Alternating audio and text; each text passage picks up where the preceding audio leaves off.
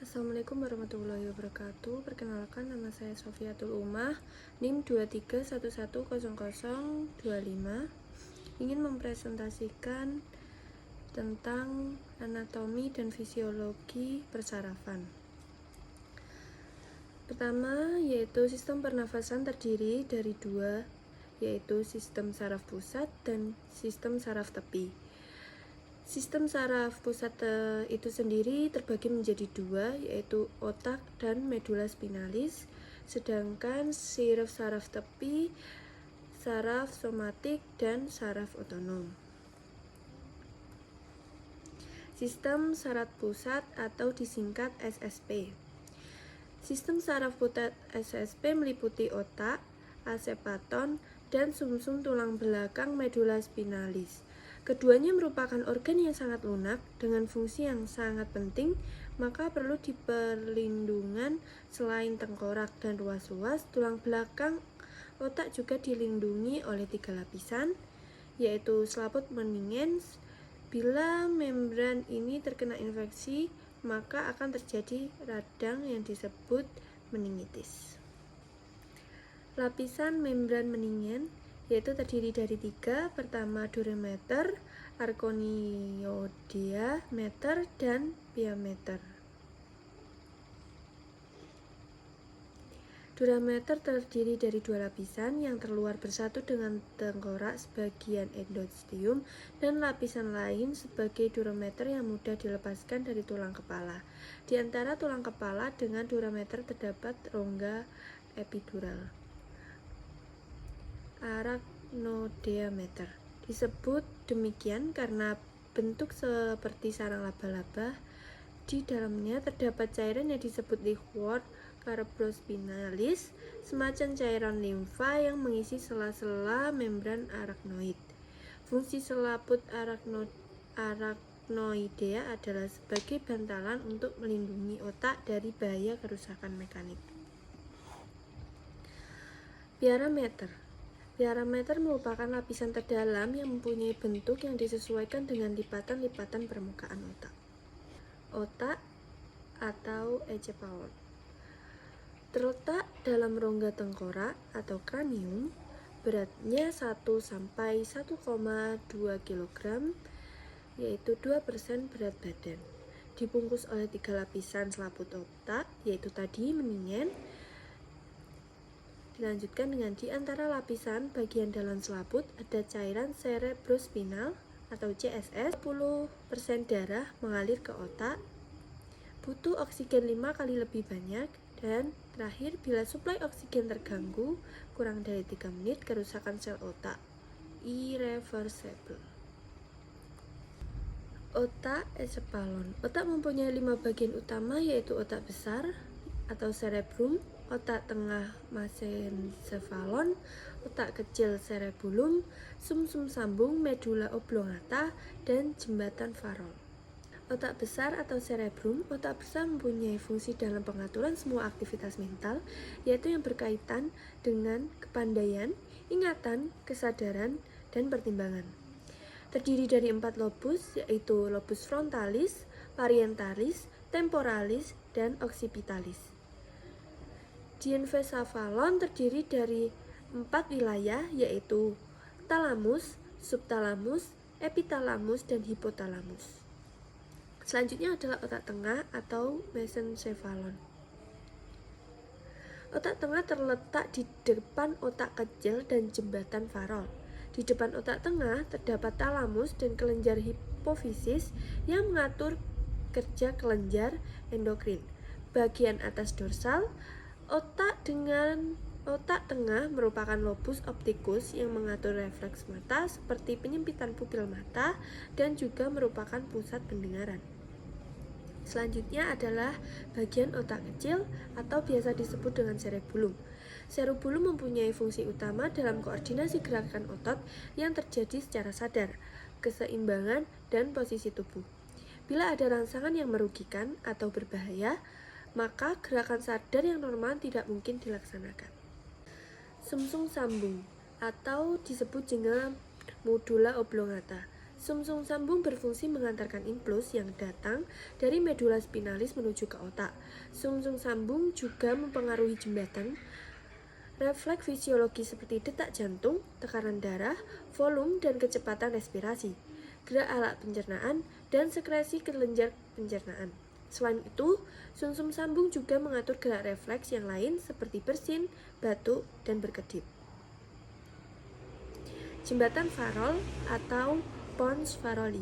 Jembatan Farol berisi serabut saraf yang menghubungkan otak kecil bagian kiri dan kanan, juga menghubungkan otak besar dan sumsum tulang belakang. Di sini terdapat pneumotoksit yang mengatur gerakan pernafasan dan refleks. Fungsi otak pertama yaitu mengatur kesadaran. Adanya interaksi yang adekuat kedua hemisfer dengan batang otak.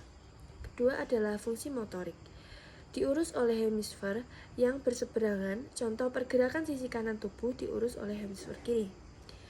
3 yaitu fungsi sensibilitas, juga diurus oleh hemisfer yang berlawanan, contoh sensasi sisi kiri tubuh oleh hemisfer kanan. 4 yaitu koordinasi, organ utamanya adalah otak kecil, juga diurus oleh hemisfer yang berseberangan. Fungsi luhur yang termasuk adalah berbahasa, memori, kalkulasi, emosi, eksekutif, dan lain-lain. Medula spinalis atau sumsum tulang belakang. Sumsum tulang belakang di dalam tulang belakang terbagi menjadi 2 lapisan, yaitu lapisan luar yang berwarna putih dan lapisan dalam yang berbentuk seperti kupu-kupu yang berwarna kelabu. Sumsum tulang belakang dilindungi oleh tulang belakang atau tulang punggung yang keras. Tulang punggung terdiri dari 33 ruas. Fungsi utamanya adalah sebagai gerak refleks. Pada penampakan melintang sumsum, tulang belakang ada bagian seperti sayap yang terbagi atas sayap atas yang disebut dengan tanduk dorsal dan sayap bawah yang disebut dengan tanduk ventral. Impuls sensori dari reseptor diantar masuk ke sumsum tulang belakang melalui tanduk dorsal dan impuls motor keluar dari sumsum tulang belakang melalui tanduk ventral menuju efektor. Pada tanduk dorsal terdapat badan sel saraf yang berhubung, yang akan menerima impuls dari sel saraf sensori dan akan menghantarkan ke saraf motor. Dan suplai darah dari 2 arteri besar, yaitu arteri karotis interna dan arteri vertebrobasilar. Selanjutnya, di dalam sumsum tulang belakang terdapat saraf sensorik, motorik, dan saraf penghubung. Fungsi saraf-saraf tersebut adalah sebagai penghantar impuls dari otak ke otak. Sumsum tulang belakang memiliki fungsi penting dalam tubuh. Fungsi tersebut antara lain menghubungkan impuls dari saraf sensorik ke otak dan sebaliknya, menghubungkan impuls dari otak ke saraf. Motorik memungkinkan menjadi jalur terpendek pada gerak refleks. Sistem saraf tepi atau disingkat SST. Sistem saraf tepi adalah sistem saraf di luar sistem saraf pusat untuk menjalankan otot dari organ tubuh. Tidak seperti sistem saraf pusat, sistem saraf tepi tidak dilindungi tulang, membiarkannya rentan terhadap racun dan mekanis. Sistem saraf tepi terdiri dari saraf sadar, yaitu saraf somatik, dan sistem saraf tak sadar, yaitu saraf otonom. Sistem saraf sadar mengontrol aktivitas yang kerjanya diatur oleh otak, sedangkan saraf otonom mengontrol aktivitas yang tidak dapat diatur otak antara lain denyut jantung, gerak saluran pencernaan, dan sekresi keringat. Secara fungsional, sistem saraf tepi terbagi menjadi sistem efferent dan sistem efferent. Sistem efferent sensorik mentransmisi informasi dari reseptor sensorik ke sistem saraf pusat. Sedangkan motoriknya mentransmisi informasi dari SSP ke otot dan kelenjar. Sistem efferent dari sistem saraf tepi memiliki 2 subdivisi, yaitu divisi somatik berkaitan dengan perubahan lingkungan eksternal dan pembentukan respon motorik somatik pada otot rangka. Yang kedua yaitu divisi otonom, mengendalikan seluruh proses otonom pada otot polos, otot jantung, dan kelenjar dengan cara mentransmisikan impuls saraf melalui 2 jalur, yaitu saraf simpatis dan saraf parasimpatis. Sistem saraf sadar atau somatik. 12 pasang saraf serabut otak atau saraf kranial terdiri dari 3 pasang saraf sensori, 5 pasang saraf motor, 4 pasang saraf gabungan yaitu nervus cranialis terbagi menjadi 12 nervus, diantaranya yaitu nervus olfactorius yaitu mensarafi indera penciuman, 2 nervus opticus mensarafi indera penglihatan, 3 nervus oculomotorus mensarafi gerakan bola mata dari dalam luar, 4 nervus trochlearis mensarafi gerakan bola mata bawah dan atas, samping, kiri, kanan, dan kiri. Nervus trigeminus mensarafi kulit wajah, refleks kornea, kepekaan lidah dan gigi. 6 nervus abducens mensarafi gerakan bola mata ke samping. 7 nervus facialis mensarafi otot wajah, lidah, atau pengecapan. 8 nervus auditorius mensarafi indera pendengaran, menjaga keseimbangan. 9 nervus glossopharyngeus mensarafi gerakan lidah dan menelan. 10 nervus vagus mensarafi faring, laring, gerakan pita suara dan menelan. Nervus accessorius mensarafi gerakan kepala dan bahu, dan yang terakhir nervus hypoglossus yaitu mensarafi gerakan lidah. Sistem saraf sadar atau somatik terdiri dari 31 pasang saraf sumsum tulang belakang atau saraf spinal, yaitu terbagi 8 pasang saraf leher atau cervical, 12 pasang saraf punggung atau thoracal, 15 pasang saraf pinggal atau lumbal, 5 pasang saraf pinggung atau sakral, 1 pasang saraf ekor atau disebut dengan koksigial. Beberapa urat saraf bersatu membentuk jaringan urat saraf yang disebut plexus. Ada 3 buah plexus, yaitu plexus cervicalis merupakan gabungan urat saraf leher yang mempengaruhi bagian leher, bahu, dan diafragma.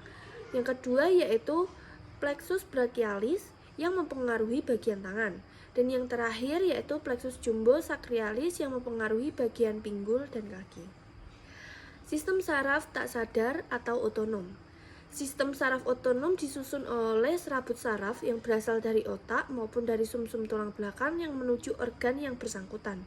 Dalam sistem ini terdapat berbagai jalur dan masing-masing jalur terbentuk sinapsis yang kompleks dan juga membentuk ganglion. Urat saraf yang terdapat pada pangkal ganglion disebut urat saraf praganglion, dan yang berada pada ujung ganglion disebut urat saraf postganglion. Sistem saraf otonom dapat dibagi atas sistem saraf simpatik dan saraf parasimpatik. Perbedaan struktur antara saraf simpatik dan parasimpatik terletak pada posisi ganglion. Saraf simpatik mempunyai ganglion yang terletak di sepanjang tulang belakang, menempel pada sumsum tulang belakang sehingga mempunyai urat praganglion yang pendek. Sedangkan saraf parasimpatik mempunyai urat praganglion yang panjang karena ganglion menempel pada organ yang dibantu. Fungsi saraf simpatik itu sendiri selalu berlawanan. Sistem saraf parasimpatik terdiri dari keseluruhan nervus vagus bersama cabang-cabangnya ditambah dengan beberapa saraf otak lain dan saraf sumsum sambung.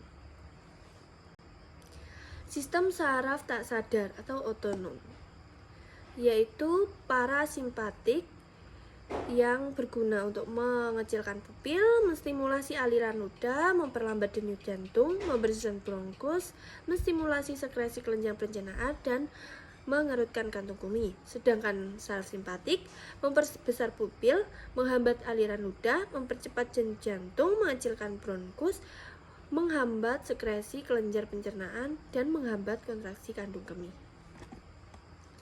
Fungsi saraf nervus olfactorius berasal dari epithelium olfactori mukosa nasal.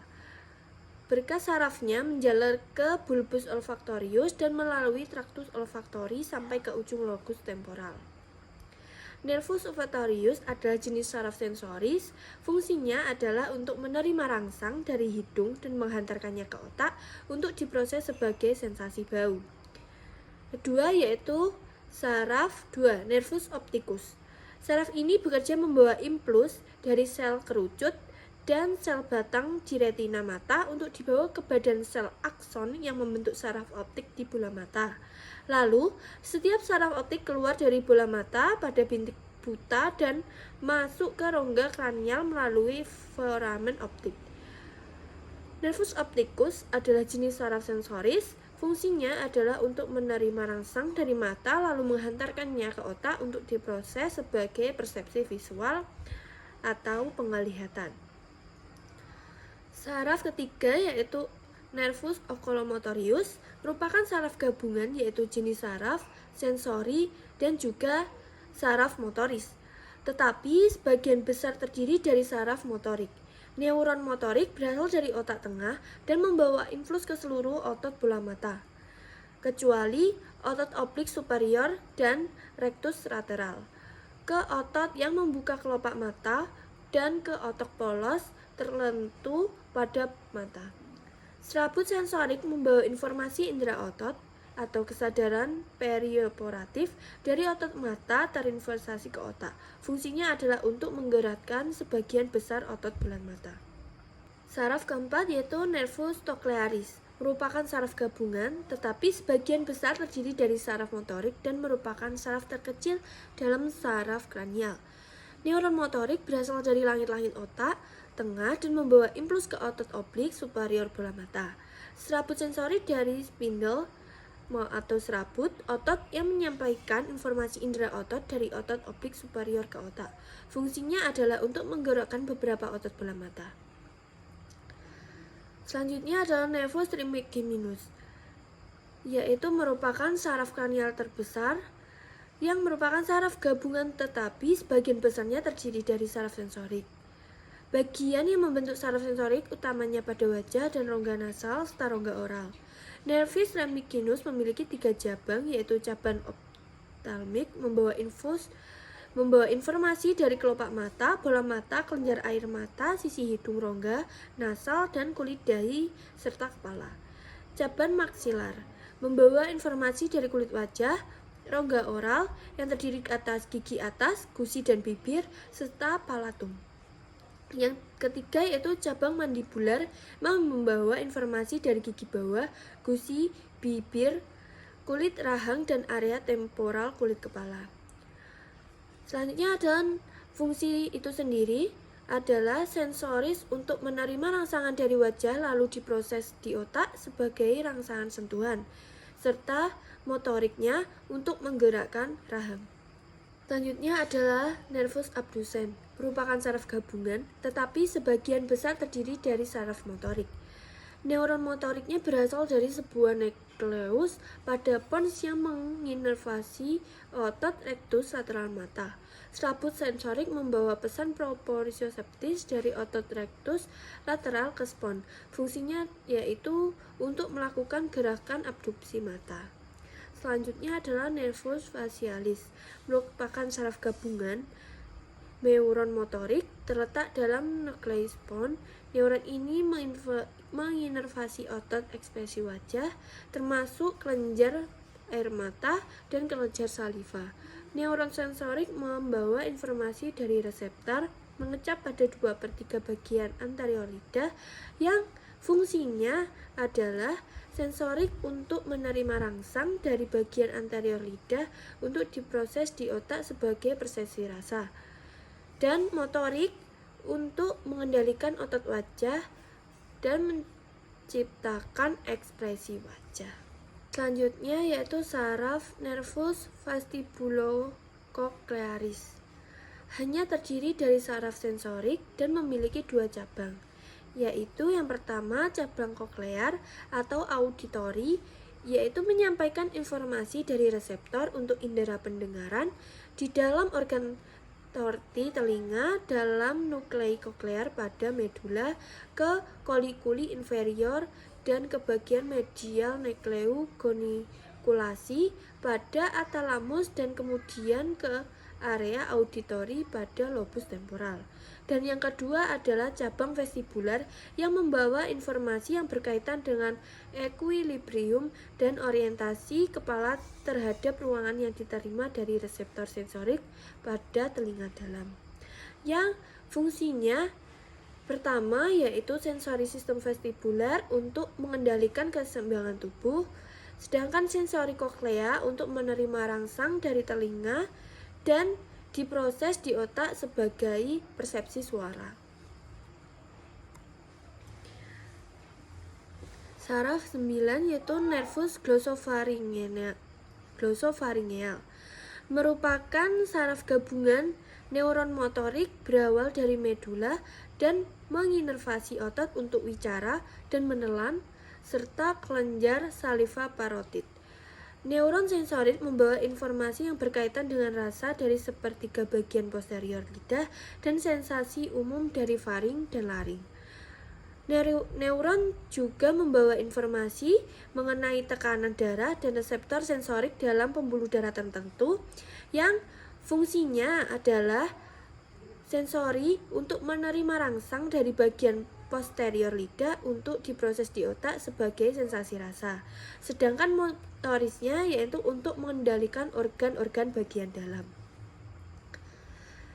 Saraf 10 yaitu nervus vagus, merupakan saraf gabungan motorik yang berasal dari dalam medula dan menginervasi hampir semua organ toraks dan abdomen. Neuron sensorik membawa informasi dari faring, laring, trakea, esofagus, jantung, dan viscera abdomen ke medula dan pons. Yang fungsinya adalah sensori untuk menerima rangsang dari organ-organ bagian dalam dan motorisnya untuk mengendalikan organ-organ bagian dalam. Saraf 11 yaitu nervus accessorius.